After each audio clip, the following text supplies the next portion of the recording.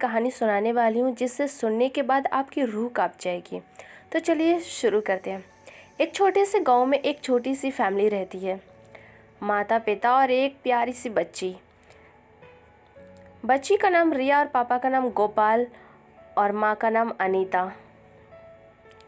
रिया अपनी माँ से ज़्यादा अपने पापा से प्यार करती है और उसके पापा भी रिया का बहुत ख्याल रखते हैं। ख्याल ही नहीं, रिया और गोपाल बाप बेटी की तरह नहीं बल्कि एक दोस्त की तरह रहते थे। अब बात करते हैं अनीता की, जो हाउस वाइफ के साथ साथ हार्ड वर्किंग वुमेन है।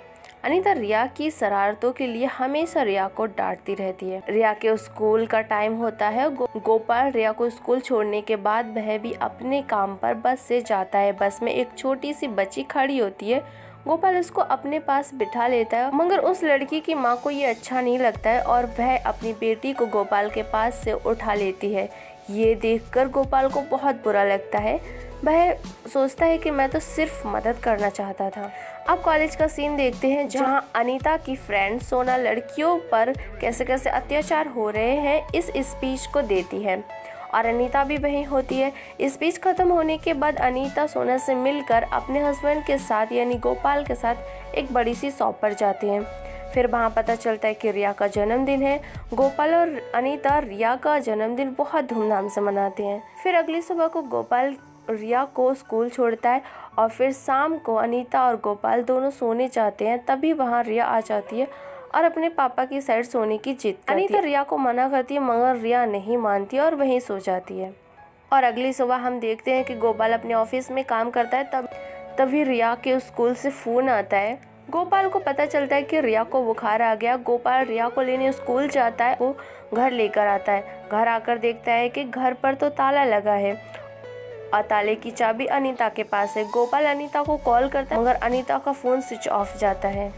गोपाल बहुत ज़्यादा परेशान हो जाता है। कुछ ही देर के बाद अनीता अपनी फ्रेंड के साथ आती है और देखती है कि घर का ताला तो टूट चुका है।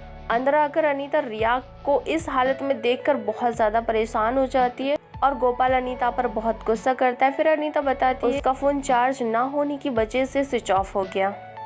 फिर दोनों की लड़ाई सुलझ जाती है। अगली सुबह को अनीता कहीं बाहर जाती है तो गोपाल पूछता है तुम कहाँ जा रही हो। फिर अनीता बताती है कि मैं और मेरी फ्रेंड सोना दोनों ने मिलकर कपड़ों की एक दुकान खोली और आज उसका उद्घाटन है, इसलिए मुझे जाना होगा। मगर गोपाल मना कर देता है, कहता है इस सब की ज़रूरत नहीं है। मगर फिर भी अनीता नहीं मानती है और चली जाती है। और जब शाम को अनीता वापस आती है तो अनीता बाहर गेट पर देखती है कि ताला। बहुत देर वेट करने के बाद जब गोपाल नहीं आता तो गोपाल को कॉल लगाती है, मगर गोपाल अनीता की कॉल नहीं उठाता है। फिर अनीता अपनी फ्रेंड सोना को बुलाती है और उसके साथ चली जाती है। अनीता और गोपाल का रिश्ता बहुत बिखर गया और दोनों अलग अलग रहने लगे। गोपाल एक न्यू कार ले लेता है और अनीता भी एक न्यू कार ले लेती है और दोनों की अपनी अपनी अलग गाड़ी होती है। एक दिन प्रिंसिपल रिया के दोनों माता पिता को स्कूल बुलाती। टीचर की कुछ बात सुनकर गोपाल को बहुत ज़्यादा गुस्सा आया और गोपाल अपनी बेटी को लेकर वहाँ से चल देता है। अनीता भी अपनी गाड़ी से चलने लगती। अनीता की गाड़ी के ब्रेक फेल हो जाने की वजह से अनीता का एक्सीडेंट हो जाता है। रिया अनीता को कॉल लगाती है तो उसको पता चलता है कि उसकी माँ का एक्सीडेंट हो गया। तो गोपाल और रिया दोनों हॉस्पिटल पहुँचते। गोपाल और रिया हॉस्पिटल में ना रुके अपने घर आ जाते हैं। अगली सुबह को गोपाल देखता है कि रिया के बिस्तर पर कुछ खून के दाग हैं। उसको समझ आ जाता है कि रिया को पीरियड्स आए हैं और ये बात वो जल्दी से अनीता को बताता है। और अनीता जल्दी से घर आती है और रिया को पैर देती है और उसको बोलती है अब तुम छोटी बच्ची नहीं हो, बड़ी हो गई, इसलिए बच्चों वाली हरकत करना छोड़ दो। एक दिन रिया रात को पढ़ाई करती है, तभी बिजली कड़कने की आवाज़ आती है और रिया डर जाती है और अपने पापा के पास जाकर सो जाती है। मगर अनीता को ये सब अच्छा नहीं लगता है। वो फिर से रिया को रिया के रूम में भेज देती है और फिर कुछ देर के बाद गोपाल भी रिया के रूम में जाके रिया के पास सो जाता है। अनीता को ये बहुत बुरा लगता है, मगर वो ये सब सह रही थी।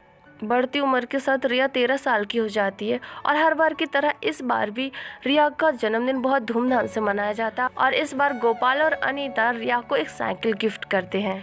एक बार क्लास में रिया को चक्कर आ जाते हैं तो टीचर उसको एडमिट करते हैं। डॉक्टर रिया का चेकअप करने के बाद बहुत ज़्यादा हैरान हो जाते हैं, क्योंकि दोस्तों रिया के साथ कुछ ऐसा हुआ था जो अभी तक हमें नहीं पता है। प्रिंसिपल अनीता को बुलाती है और ये सब बताती है। और फिर अनीता के सामने रिया को देखकर अनीता को बहुत ज्यादा गुस्सा आता है और अनीता रिया को बोलती है मर जाने को। जब गोपाल स्कूल में आता है तो टीचर सब कुछ बताती है कि रिया की जब तबीयत खराब हुई थी तो उसको हमने एडमिट किया था और फिर उसके चेकअप से पता चला था कि रिया प्रेग्नेंट है। ये सुनते ही गोपाल एकदम से हैरान हो जाता है और रोने लगता है। फिर स्कूल का एक स्टाफ को हम देखते हैं जो कि गोपाल की फोटो और उस फोटो पर ये लिख देता है कि गोपाल ने अपनी बेटी के साथ नाजायज संबंध बनाए हैं और ये फोटो वायरल हो जाती है। फिर हर कोई गोपाल को गंदी नज़रों से देखने लगता है। फिर कुछ ही देर के बाद पुलिस आ जाती है और गोपाल को गिरफ्तार कर लेती है। फिर एक हवलदार गोपाल को ताना मारता है अपनी बेटी के साथ नाजायज संबंध बनाने की वजह से और गोपाल उस हवलदार का गिरफ्तार पकड़ लेता है। तभी वहाँ इंस्पेक्टर रिया के स्कूल जाता है और टीचर से बात करता है और सब कुछ पता करता है जो भी हुआ था।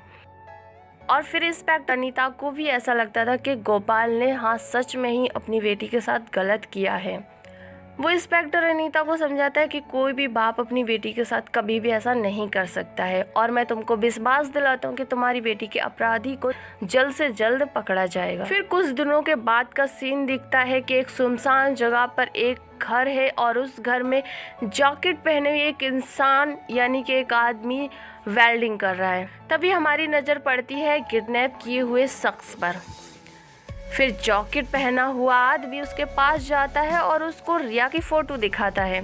दोस्तों ये किडनैप किया हुआ जो शख्स है ये कोई और नहीं रिया के स्कूल का वही स्टाफ है जिसने गोपाल की फ़ोटो वायरल की थी। तभी जैकेट पहने हुए उस आदमी का चेहरा भी सामने आ जाता है जिसने इस स्टाफ को किडनैप करके रखा था। वो कोई और नहीं वो भी रिया का पापा गोपाल होता है। गोपाल ने स्टाफ को अपनी बेटी का बदला लेने के लिए किडनैप किया था और गोपाल उस स्टाफ से बोलता है मेरी बेटी के साथ तूने जो नीच हरकत की सब मेरी बेटी ने मुझे बताया।